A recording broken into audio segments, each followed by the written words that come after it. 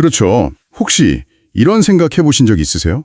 내가 원하는 모든 걸 가졌는데 정작 하나도 줄법지가 않은 거예요. 돈, 명예, 건강, 심지어 시간까지 다 가졌는데도 마음 한 구석이 텅 비어있는 그런 역설 말이죠. 오늘 저희가 깊이 파헤쳐볼 자료가 바로 이 지독한 인간의 딜레마에 대한 하나의 신학적인 답변을 제시합니다. 유튜브 채널 수원수성교회 정자동에 올라온 헛된 세상이란 제목의 설교 영상인데요. 성경 전도서 6장을 바탕으로 하고 있습니다. 이번 탐구의 목표는 명확합니다. 세상의 모든 성공 조건을 갖추고도 왜 인간은 불행할 수 있는가? 이 설교는 그 원인을 어디서 찾고 또 어떤 해법을 제시하는지 그 논리의 흐름을 한번 깊이 따라가 보려고 합니다. 자, 그럼 이 흥미로운 분석 지금부터 시작해 볼까요? 설교는 시작부터 아주 근본적인 질문을 던집니다. 어떤 사람이 평생에 걸쳐서 원하는 모든 것을 얻었다고 한번 상상해 보죠. 재물, 명예, 존귀함, 하나 부족한 게 없는 그런 상태입니다. 그런데 설교 본문은 여기서 아주 충격적인 반전을 제시해요. 신이 그 사람이 그것들을 누리는 것을 허락하지 않아서 결국 전혀 상관없는 다른 사람이 그걸 다 가져가게 된다는 겁니다. 설교에서는 이걸 두고 악한 병이자 마음을 무겁게 하는 불행이라고까지 표현하는데요. 그야말로 평생 남 좋은 일만 시킨 셈이잖아요. 정말 허무하게 들립니다. 그렇죠. 여기서 아주 중요한 지점이 나옵니다. 이 설교는 이런 현상을 단순히 운이 나빴다거나 재수없는 일 정도로 치부하지 않는다는 거예요. 이걸 하나님의 섭리 혹은 징계라는 신학적 틀 안에서 해석을 합니다. 여기서 섭리라는 개념을 잠깐 짚고 넘어가면 좋은데요. 이건 단순히 운명하고는 좀 다릅니다. 이 설교의 맥락에서 섭리는 세상의 모든 일이 우연이 아니라 하나님의 어떤 크고 작은 계획과 목적 아래에서 일어난다는 그런 기독교적 세계관을 의미하는 거죠. 그러니까 내가 무언가를 얻고 못 얻고 또 그것을 즐기고 못 즐기는 것까지도 이게 우연이 아니라 어떤 신의 개입이 있는 영역으로 본다는 말씀이시군요. 바로 그겁니다. 설교의 주장은 이거예요. 개인이 하나님을 떠나서 오직 자신의 욕심을 채우기 위해서 땀 흘려 얻은 결과물에 대해 하나님이 의도적으로 누리지 못하게 하실 수 있다는 겁니다. 설교자는 구체적인 사례들을 들어요. 이제 좀 먹고 살만하다 싶을 때 갑자기 큰 병에 걸려서 세상을 떠나는 사람, 또 평생 모은 돈을 정작 자신은 한 푼도 못 써보고 자식들이나 다른 사람들이 다 써버리는 경우처럼요. 여기서 쌓아두는 능력과 누리는 능력은 완전히 별개의 것이며 이 누림의 영역에는 하나님의 허락이라는 영적 변수가 반드시 필요하다는 게 이 설교의 첫 번째 핵심 주장입니다. 그 누림이라는 개념이 참 흥미롭네요. 뭐랄까 현대 심리학에서 말하는 쾌락 적응과도 좀 맞닿아 있는 지점 같아요. 아무리 좋은 차를 사고 좋은 집에 살아도 인간은 금방 그 기쁨에 익숙해져서 더 큰 자극을 원하게 되잖아요. 결국 만족하지 못하는 거죠. 이 설교는 그 현상에 대한 신학적인 답변, 즉 하나님의 허락이라는 변수를 딱 제시하는 셈이군요. 정확한 지적입니다. 심리학이 현상을 분석한다면 이 설교는 그 현상에 영적인 의미를 부여하는 거죠. 알겠습니다. 그런데 설교는 여기서 그치지 않고 훨씬 더 극단적인 예시로 나아가더라고요. 자녀를 100명 낳고 1000년의 갑절, 그러니까 2000년을 산다고 가정을 합니다.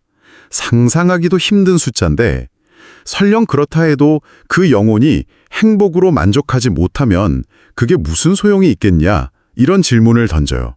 심지어는 그런 삶보다 차라리 세상에 태어나지 않은 낙태된 자가 더 낫다고까지 말합니다. 이건 굉장히 강렬하고 어쩌면 듣는 사람에 따라선 논란의 소지가 있을 수도 있는 비유인데요. 설교자가 이런 극단적인 이미지를 사용하는 이유는 뭐라고 보시나요? 아주 좋은 질문입니다. 그건 청중에게 의도적인 충격을 줘서 우리가 흔히 생각하는 복의 개념을 완전히 뒤집어 엎으려는 수사학적 장치라고 볼 수 있습니다.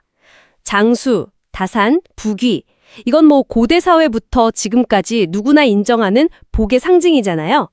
그런데 설교는 그 모든 것을 가져도 영혼의 만족이 없다면 아무것도 아니며 심지어 존재하지 않았던 것보다 못할 수 있다고 선언해버리는 겁니다. 이를 통해 메시지를 아주 선명하게 각인시키는 거죠. 너희가 생각하는 행복의 조건, 그거 다 틀렸다라고요. 일종의 충격요법이군요. 우리가 붙들고 있는 가치관의 기반을 그냥 흔들어버리는 거네요. 그렇습니다. 그러면서 왜 외적인 조건이 행복을 보장하지 못하는지에 대한 신학적 이유를 설명합니다.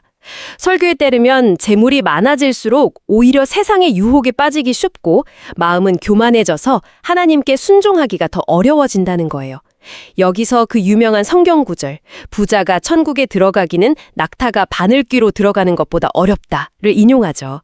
오히려 가진 것 없고 하루하루 힘들게 사는 사람들이 자신의 연약함을 알기에 자신의 힘이 아닌 하나님께 더 매달리게 될 확률이 높다는 분석도 내놓고요. 물론 모든 부자가 교만하고 모든 가난한 사람이 겸손하다 이런 이분법은 아니지만 그럴 경향성이 높다는 점을 지적하는 겁니다. 그렇군요. 그러니까 외적인 조건, 심지어 2000년의 삶조차 행복을 보장하지 못한다면 문제는 결국 우리 내면에 있다는 말이네요. 설교가 바로 그 지점, 인간의 끝없는 욕망에 대해 파고들죠. 맞습니다. 사람의 수고는 다 자기의 입을 위함이나 그 식욕은 채울 수 없느니라. 이 구절을 인용하면서 인간 욕망의 본질을 설명합니다. 우리가 하는 모든 노력이 결국은 내 입, 즉 나 자신의 만족과 생존을 위한 것인데 문제는 그 식욕이 절대로 채워지지 않는다는 겁니다. 마치 밑 빠진 독에 물 붓기와 같다는 거죠. 최신 스마트폰을 사서 하루는 정말 기쁘지만 뭐 일주일만 지나면 그냥 내 전화기일 뿐인 것과 비슷하네요. 설교는 그 새것 효과가 사라지는 현상을 영적인 공허함으로 설명하는 거군요. 아주 적절한 비유입니다. 그런데 설교는 여기서 한 걸음 더 나아갑니다. 이 끝없는 욕망의 배후에 아주 명확한 신학적 프레임을 가져오거든요. 이 원인을 심리적인 결함이나 사회적인 경쟁 때문이 아니라 인간을 끊임없이 불만족스럽게 만드는 마귀라는 영적 실체의 역할로 규정하는 거죠. 이건희 설교가 세상을 단순히 눈에 보이는 물질 세계가 아니라 영적 싸움의 장으로 보는 관점을 채택하고 있다는 걸 보여주는 중요한 지점입니다. 아, 그러니까 이 만족할 수 없는 욕망이 단순히 내 개인의 성향 문제가 아니라 더 큰 외부의 영적 존재의 유혹이나 공격 때문이라고 보는 거군요. 네. 그래서 아무리 많은 것을 성취해도 계속해서 더 높은 곳을 바라보게 만들고 결코 지금 가진 것에 감사하거나 만족할 수 없게 만든다는 그런 논리입니다. 잠시만요. 그러고 보니 눈으로 보는 것이 마음으로 공상하는 것보다 낫다는 구절도 언급되는데 이게 보통은 뜬구름 잡지 말고 현실에 만족하라는 긍정적인 의미로 쓰이지 않나요? 그런데 이 설교에서는 그마저도 헛되다고 해석하는 게 좀 의외였어요. 왜 그렇게 보는 거죠? 그 부분이 바로 전도서의 허무주의적 관점이 극대화되는 부분입니다. 일반적인 해석과 달리 이 설교에서는 눈으로 보는 것, 즉 내가 지금 손에 쥔 성취나 현실조차도 결국엔 바람을 잡으려는 헛된 시도와 같다고 말합니다. 왜냐하면 그 모든 것은 유한하기 때문이죠. 잠시 내 손에 잡은 것 같아도 결국엔 다 놓고 떠나야 한다는 겁니다. 결국 죽음이라는 인간의 근원적인 한계와 연결되는 거군요. 정확합니다. 설교는 인생의 유한함을 계속해서 상기시켜요. 아무리 비싼 영양제를 먹고 건강을 챙겨도 결국 모든 사람은 한 곳, 즉 죽음을 향해 가고 있다는 사실을요.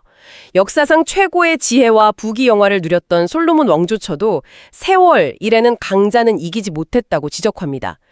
눈이 어두워지고 다리에 힘이 빠지고 기력이 쇠해가는 자신을 보면서 그 역시 인생의 덧없음을 절감했을 거라는 거죠. 인생은 계속 반복될 뿐이라는 관점도 제시되죠. 이미 있는 것은 무엇이든지 오래전부터 그의 이름이 이미 불린 바 되었으며 라는 구절을 인용하면서요.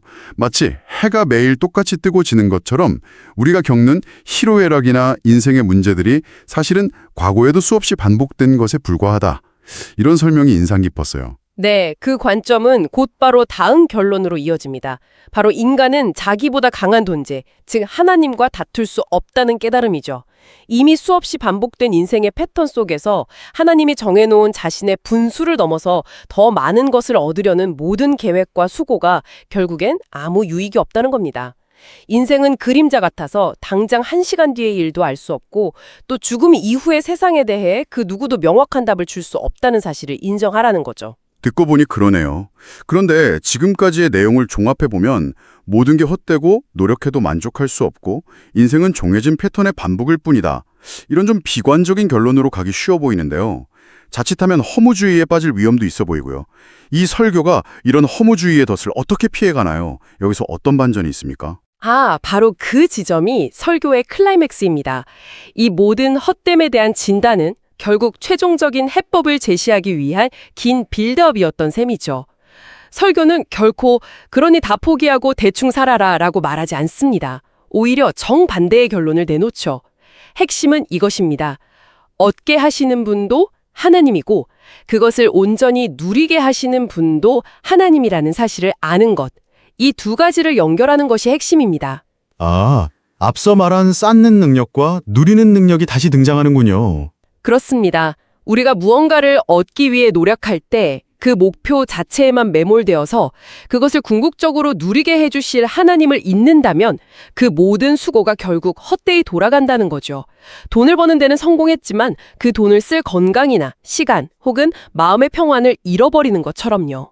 그렇다면 설교가 제시하는 구체적인 삶의 방향은 무엇인가요? 어떻게 살아야 이 헛된 세상에서 헛되지 않게 살 수 있다는 거죠? 해법은 의외로 간단합니다. 삶의 목적을 바꾸라는 겁니다. 지금까지 내 입, 즉 나 자신의 만족과 욕망을 채우기 위해 살았다면 이제부터는 하나님의 영광과 그분의 나라를 위해 살아보라는 거죠. 여기서 가장 중요한 예시로 솔로몬을 다시 소환합니다. 젊은 솔로몬이 왕이 되었을 때 하나님께 자신의 부귀 영화나 장수를 구하지 않고 백성을 잘 다스릴 수 있는 지혜를 구했거든요. 자신을 위한 것이 아니라 타인과 공동체를 위한 것을 먼저 구했다는 거군요. 바로 그겁니다. 그러자 하나님은 그가 구하지 않았던 부와 명예와 영광까지 모두 더하여 주시고 그것이 평생 누리게 하셨다는 것이 설교의 핵심 논리입니다. 즉, 삶의 우선순위를 나에서 하나님으로 바꾸었을 때 역설적으로 내가 원했던 것들까지도 진정으로 누릴 수 있는 길이 열린다는 거죠. 허무함에 대한 해답은 신과의 관계 회복에 있다는 결론이네요. 네, 최종 메시지는 이렇습니다. 하나님과 동행하며 그분 안에서 기쁨과 행복을 누리는 삶, 그것만이 이 헛된 세상을 헛되지 않게 사는 유일한 방법이라는 겁니다. 설교자는 하나님과 함께 있는 그곳이 어디든 바로 천국이라는 개념을 제시해요. 그렇게 살아갈 때 하나님께서 필요한 은혜와 평강을 주시고 이 땅에서도 천국의 삶을 미리 경험하게 하신다는 약속으로 설교는 마무리됩니다. 오늘은 헛된 세상이라는 설교를 통해 소유와 행복의 관계에 대한 하나의 깊이 있는 종교적 해석을 탐구해봤습니다. 모든 것을 얻는 능력과 그것을 온전히 누리는 능력이 별개일 수 있다는 생각, 그리고 그 누림의 열쇠가 우리가 추구하는 대상 자체에 있는 것이 아니라 전혀 다른 차원에 있을 수 있다는 메시지가 깊은 인상을 남기네요. 오늘 내용을 들으시면서 이런 질문을 스스로에게 던져보는 건 어떨까요? 내가 지금 땀 흘려 추구하는 것들을 마침내 손에 넣었을 때 과연 나는 그것을 온전히 누릴 준비가 되어 있는가? 만약 그 누림의 능력이 내가 쫓는 대상에서 오는 것이 아니라면 우리는 진정한 만족을 어디에서 어떻게 찾아야 할까요? 다음에 더 흥미로운 자료로 다시 찾아뵙겠습니다.